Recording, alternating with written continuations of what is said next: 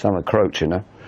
But, yeah, John was a particularly good friend of mine. Yeah, stories that cannot be told. For 60 years, they've been the heart of the greatest rock and roll band in the world. The Glimmer Twins. Jagger and Richards. Their partnership has given us more legendary songs, more sold-out stadiums, and more tabloid headlines than any other in history. But behind the massive legacy of the Rolling Stones is a whole other story. It's a story about a friendship, and a feud, so bitter and so personal it was nicknamed World War III. This wasn't just about arguments over music. This was a 60-year battle between two brothers for the soul of the band they built. It's a story of ego, betrayal, and insults so sharp they could cut glass. And at the center of it all is the simmering, explosive resentment of one man, Keith Richards. For decades, he's dropped hints in the press and saved his most brutal attacks for his own memoir. But what was really going on? Just how deep did the hatred run? This is the story of how Keith Richards and Mick Jagger's bond was forged in the blues, and nearly destroyed by the fame that followed. The story of when the gloves finally came off, and how a partnership survived on a cocktail of genius, resentment, and a strange, unbreakable kind of love. It all came to a head in the mid-80s. The Rolling Stones were imploding, and Keith Richards declared all-out war on his childhood friend. The bitterness was so intense that friends and insiders just started calling it World War III. The spark that lit the fuse was Mick Jagger's decision to prioritize his solo career over the band, a move Keith saw as the ultimate betrayal. For all practical purposes, the band had split. The two frontmen were only speaking to each other through nasty interviews and angry letters delivered by courier. It was the absolute lowest point in a relationship famous for its dizzying highs and devastating lows. So how did it get that bad? How did two kids who met on a train platform, bonded over a shared love of Chuck Berry, become such bitter enemies? To understand the hate, you first have to understand the love. The story is practically a rock and roll myth. Dartford, England, October 17, 1961.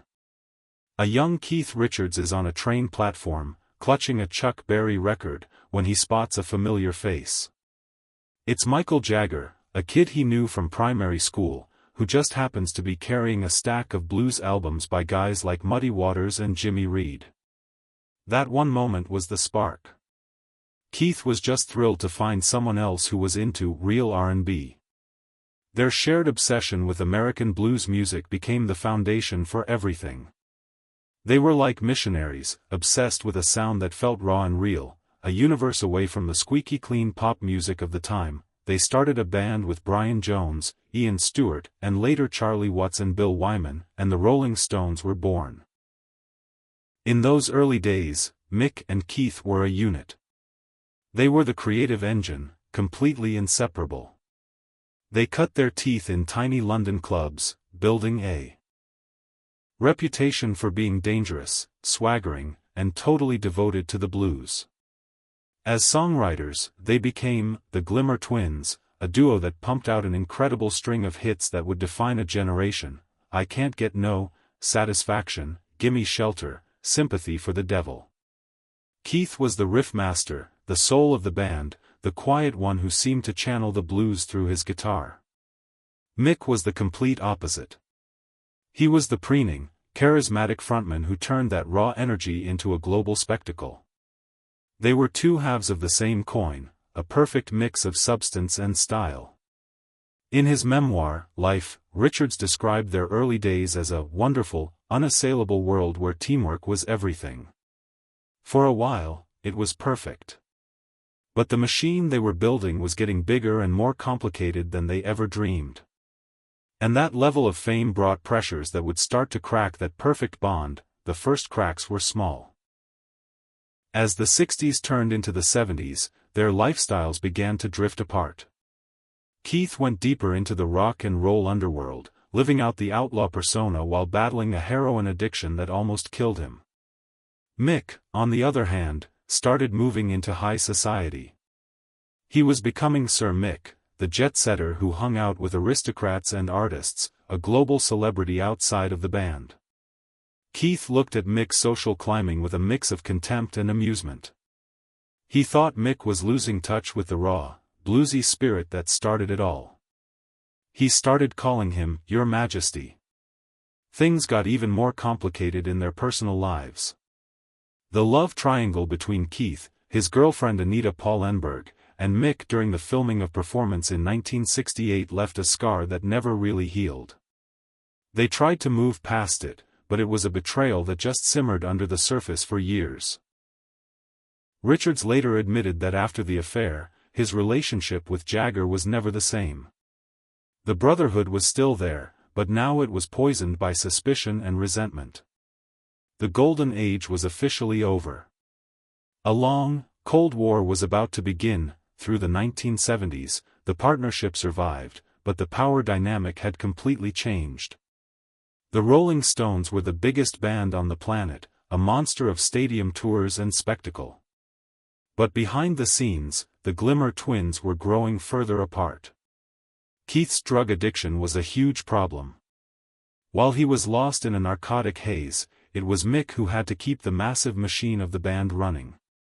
Jagger took over the business, the tours, the logistics. He did it because he had to, but it created resentment in Keith, who felt like he was losing control of the band he started, but even then, you could still see that deep, brotherly bond. When Keith was busted for heroin in Toronto in 1977 and was facing serious prison time, it was Mick who rallied everyone to save him. Richards wrote in his memoir, "Mick looked after me with great sweetness, never complaining. He looked after me like a brother." It just shows how complicated their relationship was, a deep loyalty that existed right alongside all the growing friction. The real turning point, the thing that pushed their broken relationship right to the edge, came in the early 1980s. This time, it wasn't about lifestyles or personal drama. It was about whether the Rolling Stones would even continue to exist. Mick Jagger, the ultimate showman, was getting bored. He felt held back by the band and was itching to prove he could make it as a solo artist. In 1985, he released his first solo album, She's the Boss. To Keith, this was blasphemy. The Rolling Stones, in his mind, was a lifelong commitment, a sacred thing. Jagger's solo career felt like the ultimate betrayal. Richards was furious that Jagger was chasing pop stardom at the expense of their band. He saw it as Mick desperately trying to be something other than the lead singer of the Stones, which Keith just couldn't understand. As he put it in his book, "Why would you want to be anything else if you're Mick Jagger?" The tension finally boiled over during the recording of the 1986 album, Dirty Work.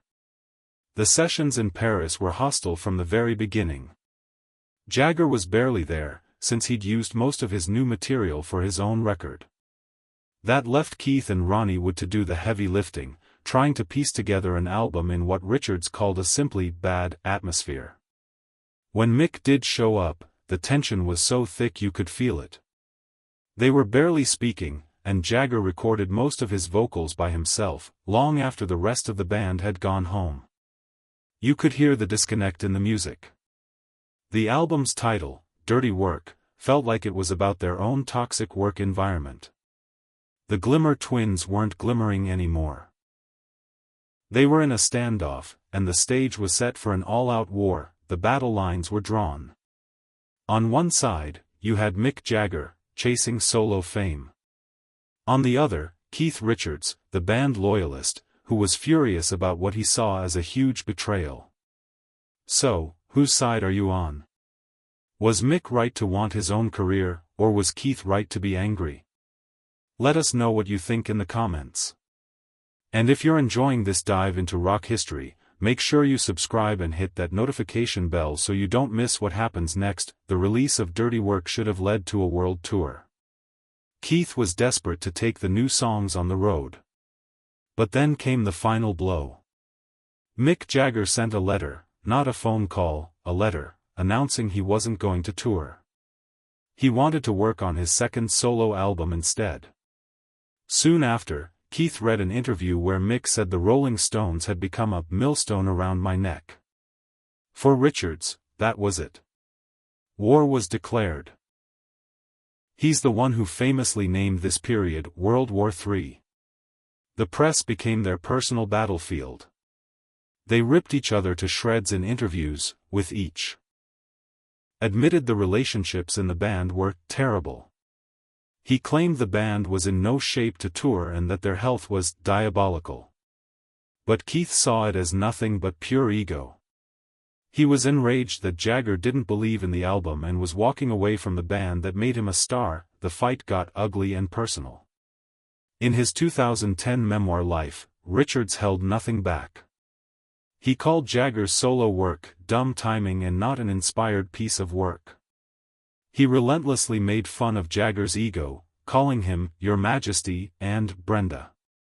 He even threw some serious low blows, including a nasty comment about Jagger's manhood, quoting Marianne Faithfull as saying she had no fun with his tiny todger.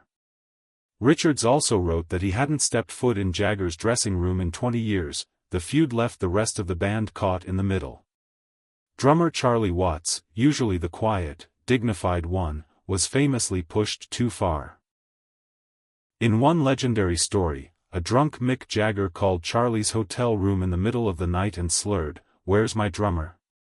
About 20 minutes later, Watts showed up at Jagger's door, dressed in a perfectly tailored Savile Row suit. He walked right past Keith, grabbed Jagger by the lapels, and said, "Never call me your drummer again," before landing a solid right hook. The hate ran so deep it really seemed like the band was over. Jagger himself told Rolling Stone magazine that he felt what the Stones had done was amazing, but that it was done. During this time, Keith started his own successful solo band, the X-Pensive Winos, basically to spite Mick. He even wrote a diss track aimed right at him called You Don't Move Me. The two brothers who had met on a train platform were now like warring generals, fighting through the media. The most successful partnership in rock history had completely fallen apart, and nobody, not even them, knew if it could ever be fixed. For a few years, it looked like the Rolling Stones were history. But the pull of the band, not to mention the pressure from their record label and the fans, was just too strong. In 1989, against all odds, Mick and Keith called a truce. They got together to record a new album, Steel Wheels, and launched a massive reunion tour. It wasn't easy. They had to figure out how to write songs together again, to find that creative spark that had been buried under years of hate. But amazingly, once they started playing, the old magic started to come back. The tour was a massive success, and it proved that the Stones were bigger than the feud that almost killed them. After that, their relationship entered a new, more complicated phase. They weren't the inseparable friends from their youth, and they weren't the bitter enemies of the 80s. They settled into a kind of functional, working relationship. Mick was the CEO, the guy with the strategy.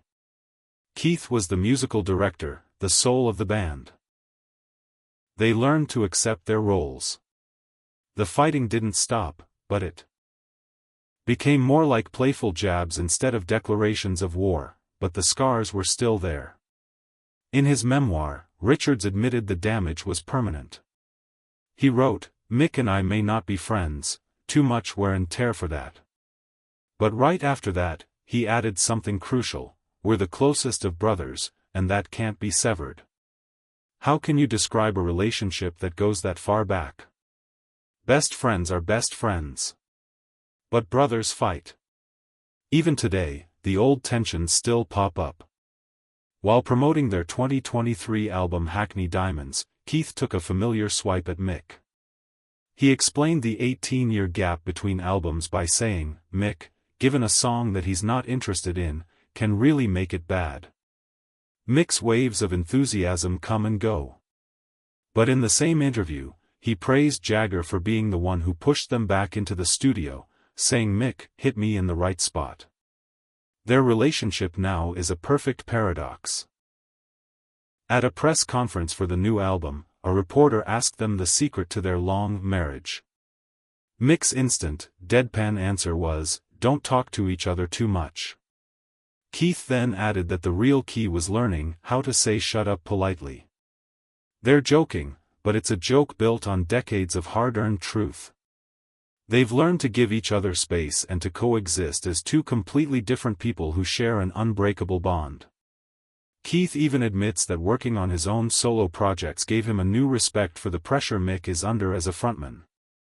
And Mick, despite the brutal things Keith wrote in his book, knows that without Keith, the band would be lost. They are now the elder statesmen of rock, both in their 80s, still touring, still recording, and still figuring out their uniquely complicated relationship.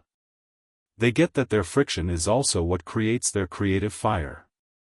As Keith once said, "We could fight for a lifetime, but when the music starts, the rest just doesn't matter." So, did Keith Richards truly hate Mick Jagger?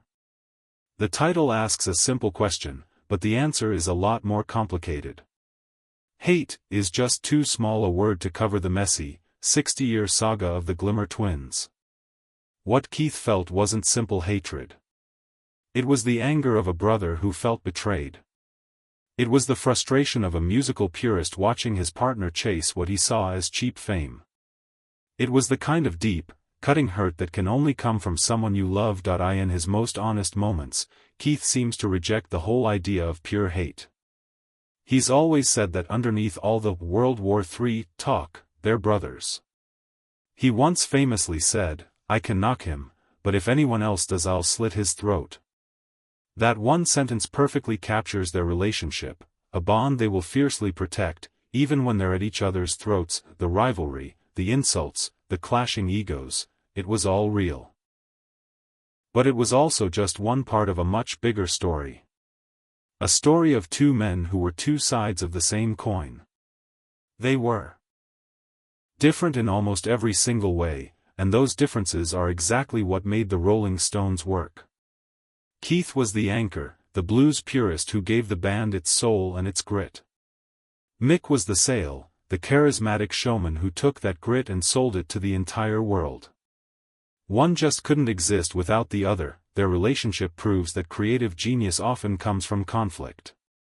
The tension between them was like oxygen for their creativity. The friction created the spark.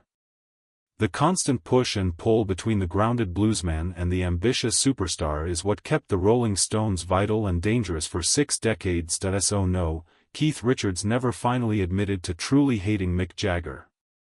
What he did admit to, through his actions, his music, and even his most brutal insults, is a far more complex truth. He admitted to a lifetime of struggling with a man he couldn't live with, and a brother he couldn't live without. A partnership built not on perfect harmony, but on the beautiful, chaotic, and enduring noise they made together. And that noise changed the world.